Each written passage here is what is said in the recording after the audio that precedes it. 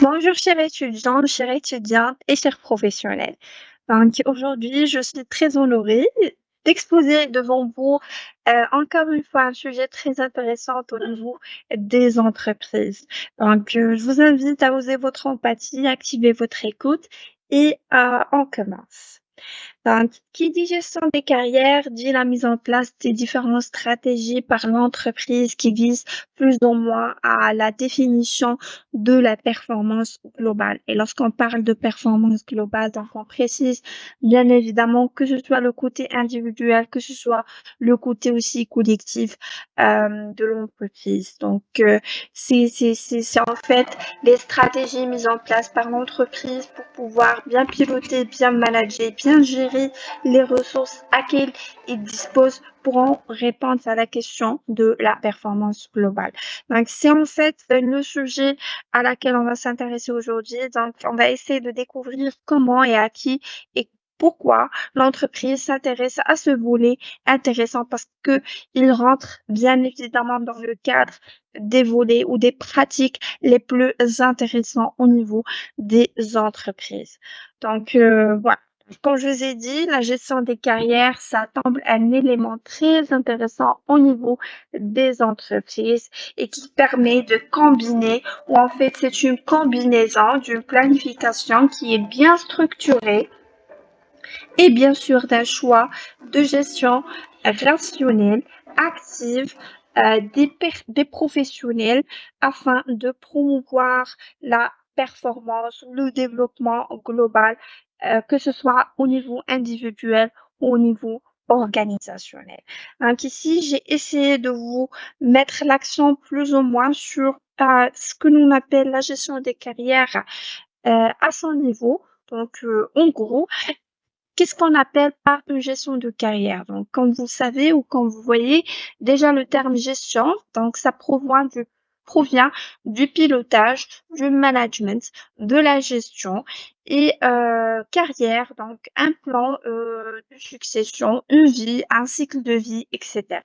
Et bien sûr, quant aux entreprises, il y avait une gestion des carrières des personnels, un plan, une planification détaillée de leur parcours pour répondre, comme nous l'avons dit, à la question de performance. Donc, à travers cette petite exposition introductive, donc on va s'arrêter sur le plan suivant. Donc, on va s'arrêter sur une petite définition globaliste et de la gestion des carrières à la détermination des différents objectifs de cette dernière, de s'arrêter aussi sur les principaux inputs et outputs qui définissent ce volet intéressant au niveau des entreprises, tout en s'arrêtant aussi sur les principaux indicateurs qui définissent la performance en question. Voilà, donc ici, comme vous voyez, donc nous avons le terme la gestion de carrière qui permet de concevoir et de mettre en œuvre des parcours personnalisés par les salariés. Ici, nous avons des termes clés, la conception et de mettre en œuvre des parcours personnalisés.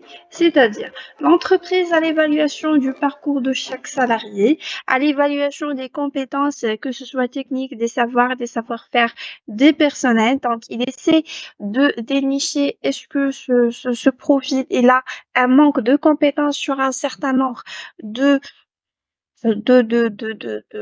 spécialisation, par exemple, et à la rigueur de ceci, il va essayer de mettre en place ou de la conception d'un programme de formation qui va être adéquat avec les compétences pourvues par ce poste.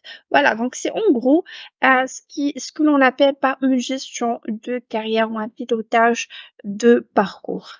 Donc ici, parmi les objectifs de la mise en place de gestion de carrière par les entreprises, c'est de répondre à la question de rentabilité, de pérennité, de performance au niveau du marché, au niveau stratégique aussi. Donc, assurer la rentabilité en développant la motivation professionnelle du personnelle. C'est-à-dire, parce que lorsqu'on appelle la motivation professionnelle, donc c'est un terme très intéressant, la motivation, parce que qui dit un personnel motivé, dit un personnel performant, dit un personnel qui a l'air de travailler, un personnel qui qui aime s'introduire sur les activités de l'entreprise. Et d'ailleurs, c'est la question qui est recherchable par les personnels ou par plutôt les entreprises. Donc, les entreprises, ils essayent de trouver toujours des personnels motivés parce que s'il n'y a pas des personnels motivés, donc ça va impacter d'une manière négative et d'une manière passive sur les orientations en fait stratégiques de l'entreprise. Ici, nous avons aussi assuré la pérennité en compensant les départs inévitables et en s'adaptant à l'évolution des âges de son personnel. Donc, c'est une idée qui porte sur la définition, en fait, de l'importance de mettre en place des stratégies, des optionnalités stratégiques qui va permettre par l'entreprise, en fait, et qui va permettre de négliger les départs inévitables. Parce que, comme nous l'avons dit, un personnel euh, qui est non motivé, donc ça va automatiquement, il va démissionner et il va rejoindre par la suite des KPIs négatifs, des turnovers, etc. Voilà, donc d'une manière ou d'une autre, ça impacte sur la typologie de l'entreprise. Quant aux définitions des âges de personnel, parce que comme vous le savez déjà, que au niveau des catégories socio-professionnelles, nous avons la génération X, la génération Y et la génération Z.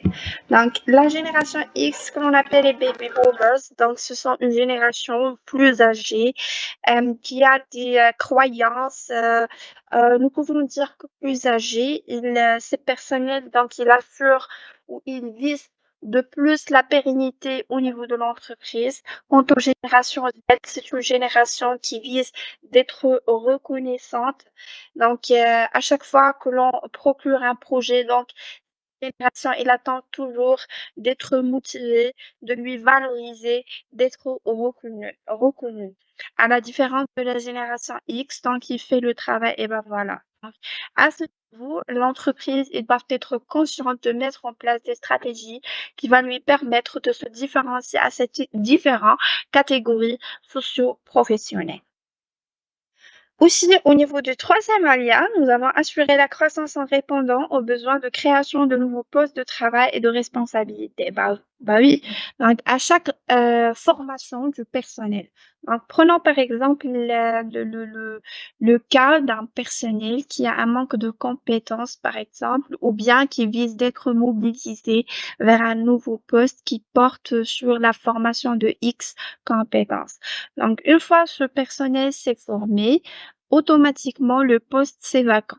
Et ben voilà, donc nous avons de nouveaux postes de travail, ce qui va engendrer de nouveaux aléas stratégiques opérationnels qui doivent être rationnels pour pouvoir dénicher plus ou moins les profits qui sont beaucoup plus responsables à ce poste. Et bien sûr, qui vont minimiser ou créer des économies d'échelle en fait pour l'entreprise. Ici, nous allons aussi satisfaire aussi les besoins des travailleurs en matière de promotion et de considération et de reconnaissance. Ça rejoint au plus ou moins à l'idée précédente, c'est que toute entreprise qui vise ou qui met en place une bonne gestion de carrière de ses personnels, à la rigueur de promotion, de formation, etc., ça va impacter d'une manière à la fièvre de considération et de reconnaissance de ses personnels. Autrement dit, moi, autant que travailleur, autant que personnel, autant qu'un cadre au sein d'une entreprise, et cette entreprise, elle effectue un certain nombre de formations à la rigueur qu'à chaque fois. Donc, ceci, ça va me donner le sentiment d'être considéré et d'être reconnu par l'entreprise. Bah voilà, donc j'espère plus ou moins que l'idée plus ou moins est claire. À vous, ici au niveau de la définition des principaux objectifs de la gestion de carrière. Passons maintenant sur la définition des principaux outputs et inputs de la gestion de carrière. Donc, voilà, donc c'est plus ou moins la même idée. Donc ici, nous trouvons, c'est juste un récap. Donc ici, nous avons dit que l'entreprise, il doit mettre en place une pyramide des âges bien rationnelle. Ils doivent être rationnels face à ses collaborateurs. Le mouvement du personnel, savoir les aléas. Est-ce que ce personnel a sa bilan sociale?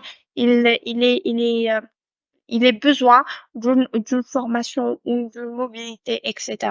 La gestion de carrière, donc ici, c'est un élément très crucial pour les entreprises de mettre à la fin de chaque année l'AGPEC ou ce que l'on appelle la gestion prévisionnelle des emplois et des compétences, c'est-à-dire une stratégie rationnelle mise par l'entreprise qui vise à anticiper les emplois et les compétences actuelles et futures de l'entreprise. Et bien sûr, ça rentre dans le cadre de gestion de carrière et ça va impacter d'une manière rationnelle sur les procédures stratégique de l'entreprise. Là, le système d'évaluation, donc à l'évaluation des collaborateurs, le responsable de recrutement ou de formation, il va être, il va bien cerner le besoin de collaborateurs. Ici, nous avons la formation, la promotion, le recrutement interne. Donc voilà, c'est en gros la gestion de carrière. Donc les principaux inputs et outputs de la gestion de carrière. Ici aussi, nous avons une idée. Donc ici, input, c'est-à-dire la phase prominale du processus. Parce que à l'analyse de pyramide des âges, on va faire de la formation, de la promotion, on va alléger la masse salariale de l'entreprise et bien sûr, on va promouvoir que ce soit un recrutement interne ou un recrutement externe. Voilà, donc c'est plus ou moins l'idée générale. Voilà, donc ici, je vous ai présenté des principaux KPIs qui procurent la gestion de carrière au niveau de l'entreprise. Donc, je vous cite les principaux. Donc, le recrutement interne par catégorie. Donc, cette idée, il va nous permettre de comprendre est-ce que l'entreprise, il effectue des recrutements internes, c'est quoi le pourcentage derrière, mesurer la moyenne des recrutements au niveau de l'entreprise. Nous avons aussi le taux de mobilité interne aussi, le taux de satisfaction par rapport à l'évaluation annuelle, puisque déjà, comme vous savez, à chaque fin d'année ou à chaque exercice, l'entreprise essaie d'évaluer ses collaborateurs ou pour savoir est-ce qu'ils ont bien établi les objectifs cernés à l'avant de l'exercice ou pas, est-ce qu'ils ont besoin des formations, etc. Donc, c'est une méthode ou un roadmap du côté PDCA. Donc, ça rejoint à l'idée de l'analyse de la performance individuelle des collaborateurs. Voilà, ici, nous avons aussi le taux de turnover, le taux de promotion, taux d'ancienneté, etc.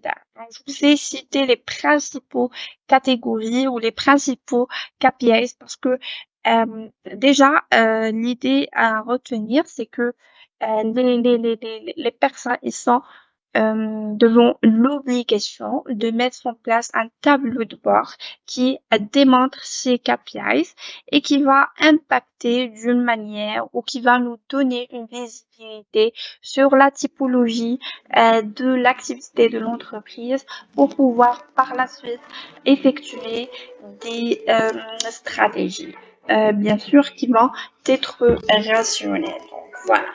En revenant ou en passant à cette idée, donc je vous remercie d'écouter ou de voir cette typologie introductive de la gestion de carrière. Je vous invite aussi à consulter les autres vidéos qui portent sur la définition des principaux sites d'orientation professionnelle et qui vont vous permettre non juste d'améliorer votre performance, mais d'en avoir une autre visibilité sur votre profil et votre bilan social. Donc, n'hésitez pas à me poser des questions si vous en avez des questions par rapport à cela. Et je vous souhaite une très bonne journée et très bon courage.